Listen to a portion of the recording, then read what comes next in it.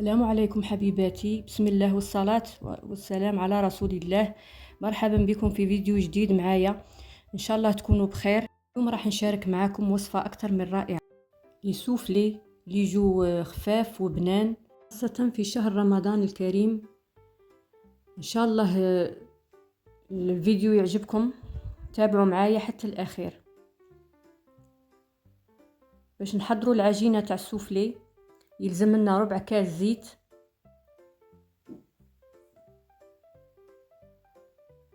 كاس حليب، وكاس تاع ماء يكون دافي،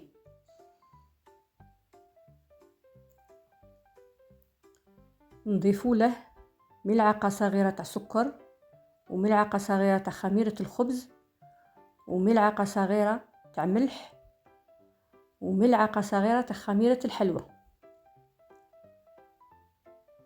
بعد ما نضيفوا جميع هذه المكونات نخلطهم مع بعض.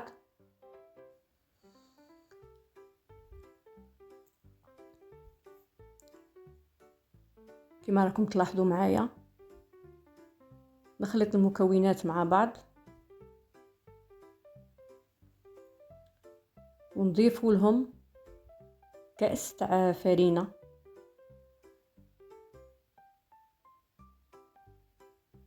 هي بالإجمال تجي فيها 6 كيسان تاع فرينة. نديروا الكاس الأول ونخلوها تخمر، نغطوا العجينة تاعنا ونخلوها تخمر، ونروحوا للحشو.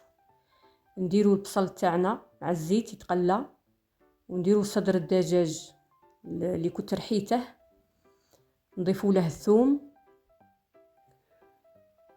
نضيفوا له التوابل اللي هما الفلفل والفلفله الحمراء والكركم والملح والسكنجبير، ونبدو نقلو فيهم كما راكم تشوفوا معايا. نضيفوا لهم ربع كاس تاع حليب،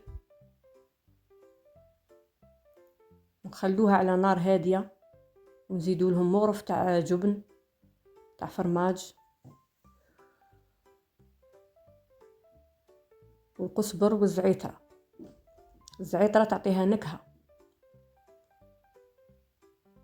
خلطوا المكونات تاعنا ونخلوها حتى اللي طيب الحشو تاعنا. نروحوا للعجينه، نضيفوا ربع كؤوس تاعنا المتبقيه، وكل فرينه وكي دايره، كاين اللي تشرب وكاين اللي لا. تحصلنا على العجينه ونخلوها تريح.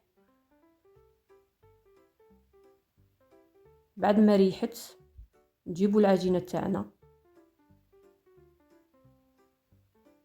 نحلوها على سطح العامل كما راكم تلاحظوا، نقطعوا دوائر باش نشكلوا لي سوفلي تاعنا. نجيبوا المول خاص بالسوفلي، نضع الحشو فيه، ونشكل الحبات تاعنا، نقلعوا الزوائد اللي باقيين كما راكم تشوفوا. وهي الحبه تشكلت معنا، نوضعوها في الصينيه باش ندخلوها للفرن. نكونوا سخناه من قبل، راني ندهن هنا في الحبات كاع اللي كملتهم.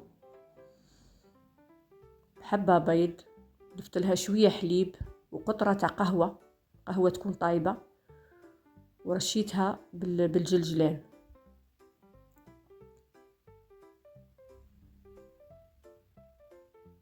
وها هو الشكل اللي تحصلنا عليه، لي سوفلي منفوخين وخفاف. ان شاء الله الفيديو تاع اليوم يكون عجبكم، وننصحكم باش تجربوها، وما تنساونيش بديك الجيم، واللي ما راهيش مشتركه في القناه تشترك ليصلكم كل جديد ان شاء الله. شهيه طيبه، والسلام عليكم ورحمه الله تعالى وبركاته.